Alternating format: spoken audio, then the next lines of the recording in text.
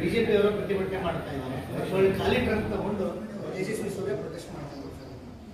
ರಾಜ್ಯ ಸರ್ಕಾರ ಮೆಟ್ರೋ ದರ ಏರಿಸಿದ್ದಾರೆ ಅನ್ನೋದು ಅವರ ಆರೋಪ.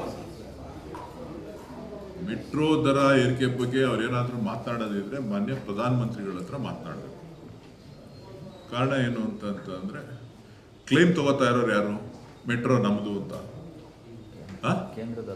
ತೇಜಸ್ವಿ ಸೂರ್ಯ, ಹೌದಾ ಅಲ್ವಾ? ನೀವು ನೇರವಾಗಿ ಮಾತಾಡಿ. ತೇಜಸ್ವಿ ಸೂರ್ಯ ಅವರು ಮೆಟ್ರೋ ನಮ್ದು ಅಂತ ಕ್ಲೇಮ್ ತಗೋತಾ ಇದ್ದಾರೆ, ರಾಜ್ಯ ಸರ್ಕಾರದಲ್ಲ ನಮ್ದು ಅಂತ ಹೇಳಿ. ಸೊ ಹಿಡ್ತಾ ಎಲ್ಲ ಕೇಂದ್ರ ಸರ್ಕಾರದ ಹತ್ರ ಬೋರ್ಡಲ್ಲಿದೆ. ಆ ಬೋರ್ಡ್ನ ತೀರ್ಮಾನದಂತೆ ಇವತ್ತು ದರ ಏರಿಕೆ ಆಗಿದೆ. ದರ ಏರಿಕೆ ಆಗಬಾರ್ದು, ಸಾರ್ವಜನಿಕರಿಗೆ ತೊಂದರೆ ಆಗುತ್ತೆ ಅನ್ನೋದು ನಮ್ಮ ಕಂಟೆನ್ಷನ್ನು ಕೂಡ. ಅವರು ಬೋರ್ಡ್ ಏನು ತೀರ್ಮಾನ ತಗೋತದೆ ಅದಕ್ಕೆ ನಾವು ಬದ್ಧವಾಗಿದೆ. ಅಧಿಕಾರದಲ್ಲಿದ್ದಾರೆ ತೇಜಸ್ವಿ ಸೂರ್ಯ ಅವರ ಸರ್ಕಾರ, ನರೇಂದ್ರ ಮೋದಿ ಅವರ ಸರ್ಕಾರ ಅಧಿಕಾರದಲ್ಲಿದೆ. ಅವರು ತೀರ್ಮಾನ ತಗೊಂಡು ಸಾರ್ವಜನಿಕರಿಗೆ ಅನುಕೂಲ ಮಾಡಿಕೊಳ್ಳಿ.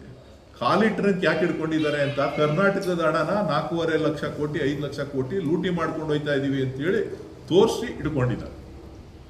ನಮ್ಮ ರಾಜ್ಯ ಸರ್ಕಾರದ ರಾಜ್ಯದ ತೆರಿಗೆ ಹಣ ಇದೆ.